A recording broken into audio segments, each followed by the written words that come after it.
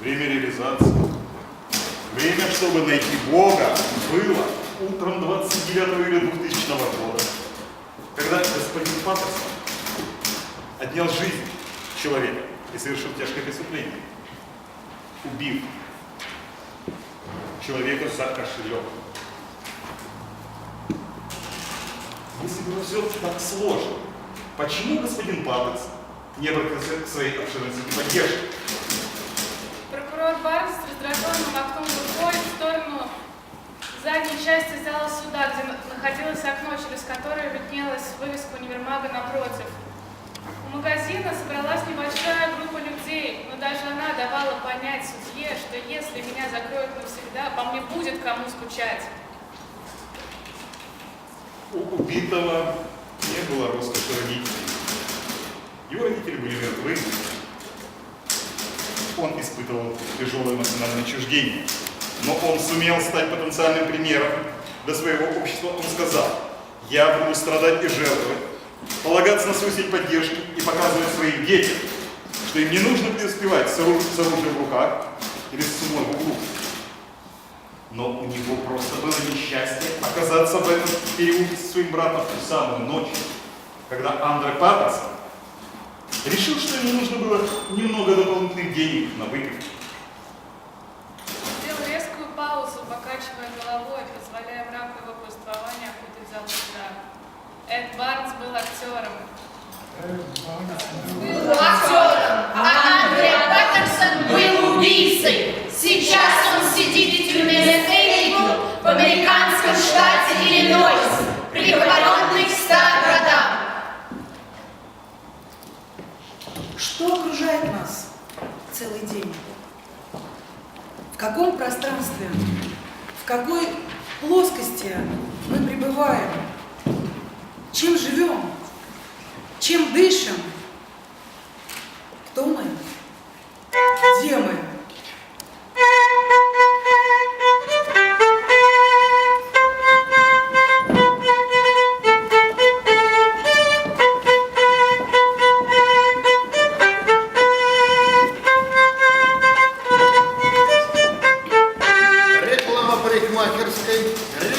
Парикмахерской. Заходите к нам, пожалуйста. Реклама парикмахерской. Зачем мне это парикмахерская? Когда мы уже лысый. Извините.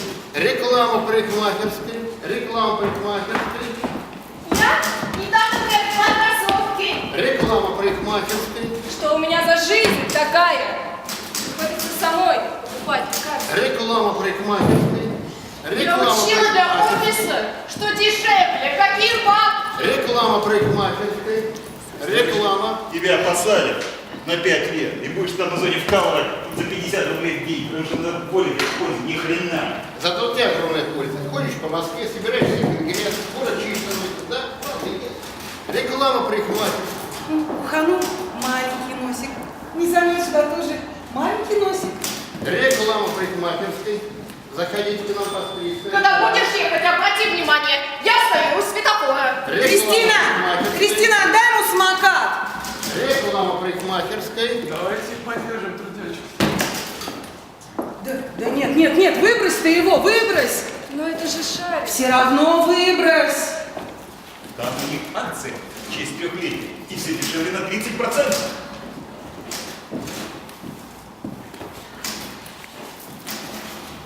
Наверное, все слова малозначны. Написаны так, для образов. Тем, кто анестезию восприятия схлопотал, предназначены.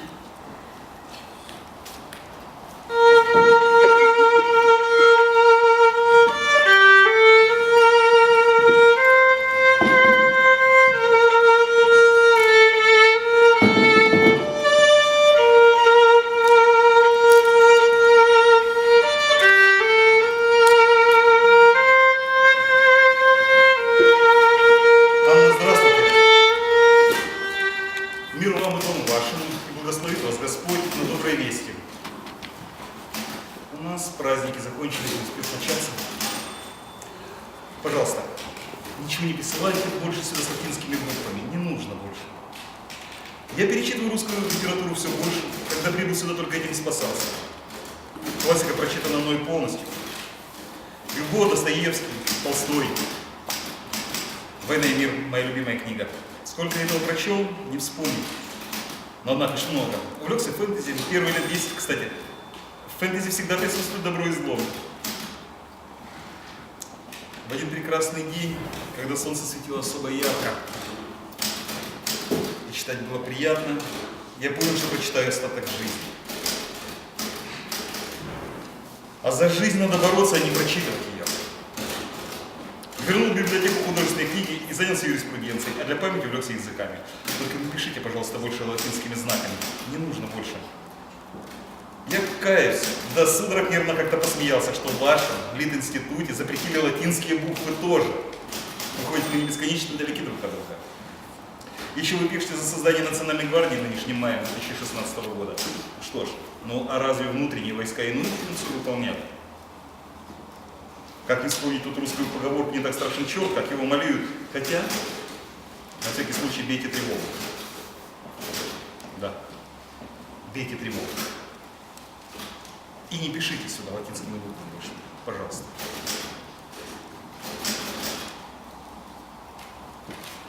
Что окружает нас целый день? В каком пространстве? В какой плоскости мы пребываем? Чем живем? Чем дышим? Анда, вы переписываетесь по жизни на всем и будете ли в литературе. Они худшие, они виновны. Вам стыдно, по крайней мере.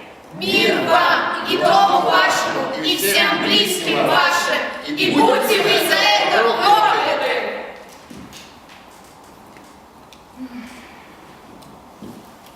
Что делать? Что делать? Мне надоели эти головные боли. Я сам страдаю и не знаю ответа. Ну, нет. Чем ты спасаешься? Нурмин, и нет. Это пройденный этап. Результата нет. Ну тогда только терпи. Это почти бюллетень. Слишком радикально. Зато однозначно. Это понятно, не страшно. Ну, уговаривай. Даже не пытаюсь. Тебе просто наплевать на меня. Ладно, однако. Ты меня не слышишь. Ну, наверное, да.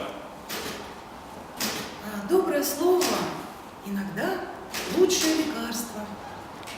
Наверное, да, согласен. Дерево. Дерево твое имя. Спасибо за откровенность. Так и не понял. Да мне нужно было просто услышать слова поддержки.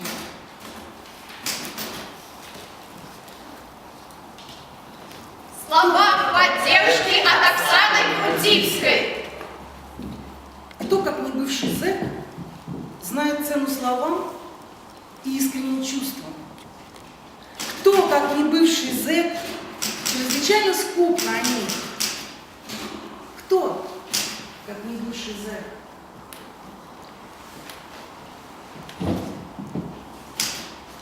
Здравствуйте, мои драгоценные. Разрешите представиться? Меня зовут Оксана. И, по-видимому, я редактор «Сентября». Постараюсь всесторонне ознакомить вас с творческой деятельностью нашей мастерской так, как это вижу я. Уверяю, что мой взгляд несколько отличается от обычного, потому что я и мир воспринимаю сквозь очень странную, свою собственную линзу. Итак, группа объединяет людей, пишущих с тюремным прошлым.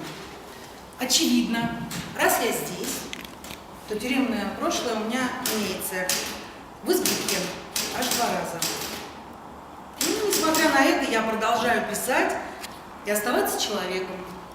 Человек я очень положительный, это не пиар, и мирный, имеющий массу хейтеров в лицах простых обывателей, звезды позавидуют. За свои 46 лет получила бесценнейший опыт в исследовании жизни вообще, нечеловеческих характеров и судеб в частности.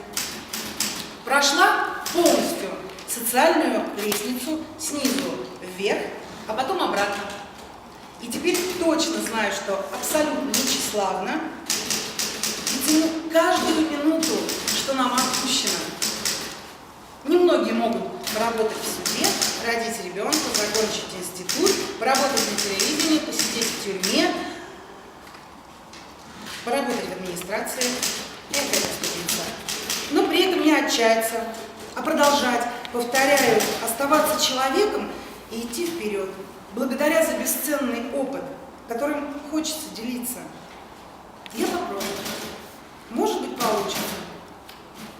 А пока всем здравствуйте и любите друг друга. И поменьше ворчите, поменьше обращайте внимание на всякие пустяки. И еще. Всем, кому должна, я помню. Люблю вас. Ваш редактор «Сентября» Оксана. Что окружает нас целый день? В пространстве, в какой плоскости мы пребываем, чем живем, чем дышим.